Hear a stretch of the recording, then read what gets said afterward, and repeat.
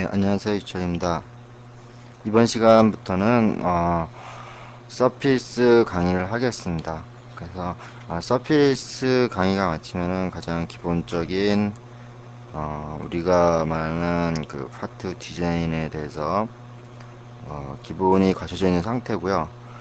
디자인이 끝나면은 그 기타 외에 뭐 디자인이라고 말한다면은 시트메탈 디자인이 될 것 같습니다. 그래서 다음 강의 목표는 아마 시트 메탈이 될 것 같습니다. 그래서 시트 메탈이 끝나고 나서는 아마 바로 어, 저는 DMU로 넘어갈 것 같습니다. DMU로 넘어가서 DMU에 대한 강의가 시작됩니다. 시트 메탈 강의가 끝나면 사실적으로는 나중에 프리스타일 쪽 관련된 걸 제하고는 모델링 하시는 일은 그리 많지 않을 겁니다. 그래서 우선은 이번부터는 서피스니까요. 서피스 강의를 하도록 하겠습니다. 서피스는 파일 뉴에 가셔서 파트에 가서 하시면 됩니다. 이렇게 되고 바로 이렇게 아무것도 안 뜨는 상태에서는 메카니컬 디자인에 가서 와이어 프레임 앤드 서피스 디자인을 가겠습니다. 서피스가 크게 두 가지가 있어요. 이쪽은 보통 우리가 이제 엔지니어들이 쓰는 간단한 서피스죠. 파트 디자인을 위한 서피스죠. 근데 이쪽의 쉐입은 좀 더 서피스가 강력해요. 그래서 이거는 좀 새로운 영역이라서 따로 분리해 놨습니다. 그래서 이 쉐입 디자인에 관련된 내용을 하긴 하겠는데요. 이쪽은 굉장히 고급 기술이고 고난이도에 속합니다. 그리고 이제 우선은 이번에 저희가 컨셉을 잡은 목표는 메카니컬 디자인과 디지털 모갑입니다. 그래서 메카니컬 디자인의 아이프레임 앤드 서피스 디자인을 한번 들어가 보도록 하겠습니다. 그래서 아이프레임 앤드 서피스 디자인에 오시면은 아이콘 모양을 먼저 여러분들도 저랑 같이 배치하겠습니다. 솔리드 파트 디자인과 같고요. 이 상태에서 와이어프레임 간단히 소개를 시켜드리겠습니다. 그래서 그냥 잘 쓰는 것부터 보죠. 이 툴스라는 게 있어요. 이 툴스는 우리가 할 때, 다양한 방법론을 제기하는데, 엑시스를 만들어서 이렇게 엑시스, XYZ 볼 수도 있고요. 그리고, 이제 워크온 서포트라 해서 이거는 좀 봐야겠습니다. 나중에 한 번 더 보는데, 마치 버전4에서 버전4를 쓰신 분들은 아시겠지만은, 어느 축을 죽이고 해서 그 면에 대해서 3D 스케치를 할 수 있습니다. 그리고는 그때 그 스냅 포인트, 우리 그 스케치에 들어간 스냅 포인트 있죠. 그랑 같은 거죠. 그리고 얘는 워크온 서포트를 해제했다가 나왔다 하는 거고요. 이것은 데이텀으로 만드는 거죠. 그러니까 어떤 히스토리 관계를 끊고 단독 서피스를 만들 때 보통 씁니다. 그리고 이것은 이제 카탈로그를 해갖고 저번 파트 디자인의 카탈로그 만드는 걸 한번 예를 본 적이 있습니다. 그리고 이제 요거 역시도 카탈로그인데 이거는 좀 더 다른 방법의 입장에서 봐야 하기 때문에 이것은 다시 한번 보여드리도록 이거는 따로 그 시간을 갖도록 하겠습니다. 그리고 이제 와이어프레임을 보면은 어, 우리가 이제 뭐가 있냐면은 이것은 주로 이쪽에 관련된 것은 3D 커브를 만듭니다. 그래서 그 3D 커브는 때로는 데이텀으로 활용되고 때로는 서피스를 생성하는 어느 한 프로파일로도 활용되기도 합니다. 그리고 역시 서피스도 스케치를 이용해서 기본 프로파일을 하는 경우가 많고요. 이 스케치를 이용한 것은 바로 이 서피스에서 완성을 하고 오퍼레이션에서 다듬습니다. 그러면은 이번에 첫 시간으로서는 바로 익스트루드를 먼저 보겠습니다. 그래서 와이어프레임은 처음에 이것을 접근하는 데서는 약간 하다 보시면은 좀 그 적응이 안 되는 곳에 있습니다. 바로 뭐냐면 좀 익숙하지 못하기 때문에 처음부터 이걸 하지 않고 어느 정도 서피스를 하시다 보면은 서피스 파트 디자인과 비슷하구나 라는 적응이 되시면 그때 와이어프레임으로 넘어가겠습니다. 그래서 그 시간은 짧겠죠. 먼저 익스트루드 서피스를 먼저 보겠습니다. 익스트루드 서피스가 필요한 것이 무엇이냐면 프로파일과 디렉션이 필요하죠. 그래서 프로파일을 그리기 위해서는 여러 가지 방법론이 있는데 여기에서 마우스 3번 누르면 이제 라인을 가지고 프로파일, 라인 하나의 프로파일이 될 수 있죠. 크리에이트 라인을 시킬 수도 있고, 기존에 어떠한 것이 있는 것을 조인을 시켜서 만들 수도 있어요.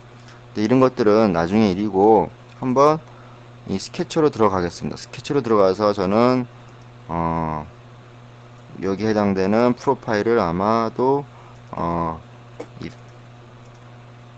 이 스플라인을 가지고 이용해서 이렇게 프로파일을 그려보도록 하겠습니다.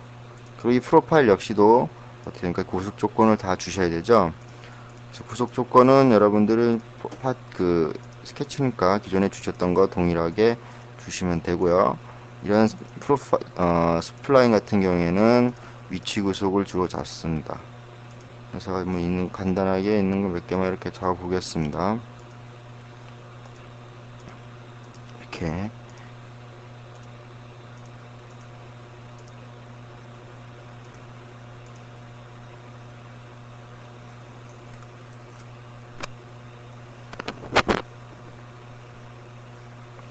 그래서 어 보면은 예 이렇게 해서 잡았다 치고 나가겠습니다. 자 보면은 이렇게 나가면은 다음과 같이 프로파일이 완성됐죠. 이 프로파일이 완성됐고 이 프로파일에서 다시 한번 익스트루드 서피스를 보면 디렉션 있죠. 이거 같이 지금 어느 고정 평면에 만든 프로파일이라면요 자동으로 컴퓨터는 거기에 노멀한 방향으로 디렉션을 결정합니다. 그래서 리버스 디렉션 누르면 이렇게 가죠. 그래서 똑같이 버전 파트 디자인처럼 똑같이 리미트 1을 가지고 컨트롤 하고요. 리미트 1 값은 바로 1, 2는 여기서 선택을 하죠.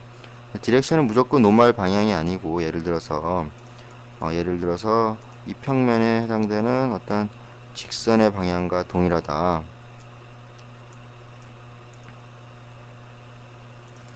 예를 들어서 이 평면에 해당되는 직선의 방향과 동일하다.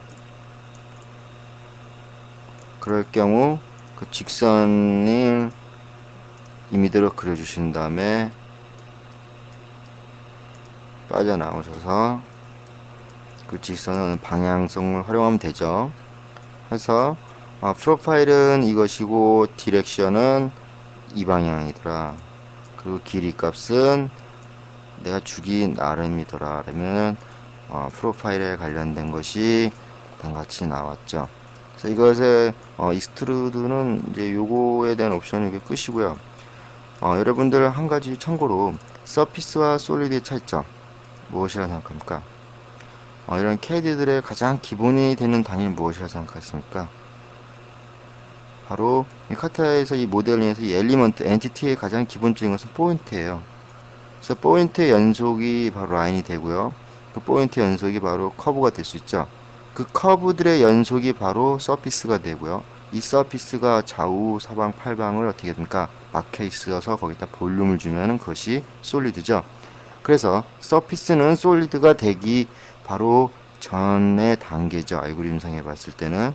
그렇기 때문에 솔리드는 그런 것을 일관적으로 오토매트로 처리한다고 생각하시면요. 서피스는 그런 과정을 좀 수동으로 처리할 수 있는 성향이 깊어요. 그러다 보니까 솔리드가 복잡한 곡면 설계는 유리하다. 왜? 수동이다 보니까 내 마음대로 임의대로 커스터마이징 할 수 있는 부분이 많다. 그래서 서피스가 곡면 설계에 많이 씁니다. 또 서피스가 외관 디자인에서 그 복잡한 형상을 설계하는데 유리한 것은 데이터 양이 솔리드보다는 간단하다.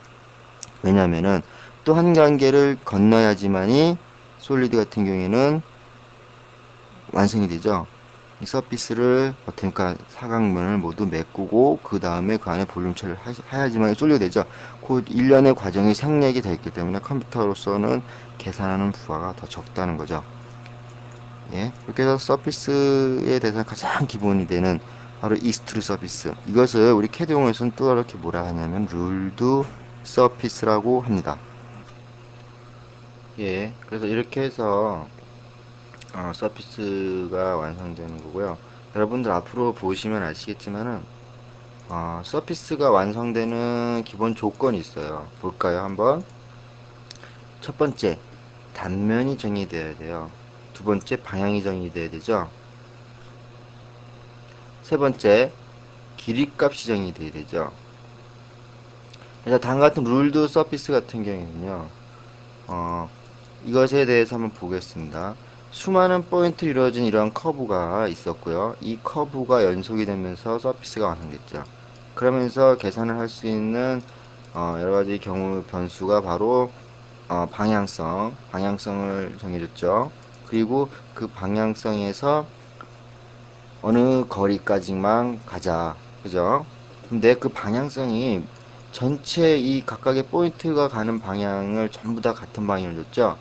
하지만은 여러분들 모델을 하시면서 요 끝포인트가 지나갈 부분은 다른 방향.